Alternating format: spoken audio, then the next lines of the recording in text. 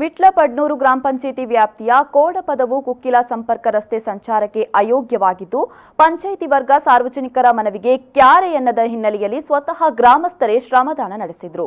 ಕೋಡಪದವು ಕುಕ್ಕಿಲ ರಸ್ತೆಯು ಹೊಂಡ ಗುಂಡಿಗಳಿಂದ ತುಂಬಿ ಹೊಂಡದ ಮೇಲೆ ಸವಾರಿ ಮಾಡುವಂತಾಗಿ ಜೀವ ಕೈಯೊಳಗೆ ಹಿಡಿದು ಪ್ರಯಾಣಿಸುವಂತಾಗಿದೆ. ಈ ಭಾಗದಲ್ಲಿ ಮಂದಿರ, ಮಸೀದಿ ಮತ್ತು ನೂರಾರು ಮನೆಗಳಿವೆ.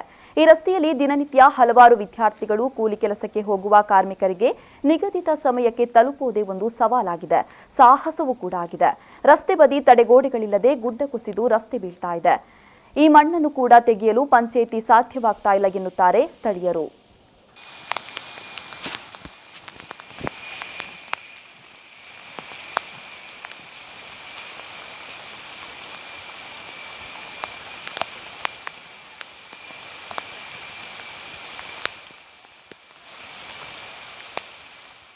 ಹಲವು ಬಾರಿ ಮನವಿ ಸಲ್ಲಿಸಿದ್ರೂ ಯಾವುದೇ ಪ್ರಯೋಜನವಾಗಿಲ್ಲ. ಇದರಿಂದಾಗಿ ಕುಕ್ಕಿಲ ಭಾಗದ ಗ್ರಾಮಸ್ಥರೇ ಸ್ವತಃ ಪಿಕ್ಕಾಸು ಹಾರೆ ಹಿಡಿದು ಹೊಂಡಗಳನ್ನು ಮುಚ್ಚುವ ಮೂಲಕ ಗ್ರಾಮ ಪಂಚಾಯಿತಿಗೆ ಸಡ್ಡು ಹೊಡೆದಿದ್ದಾರೆ.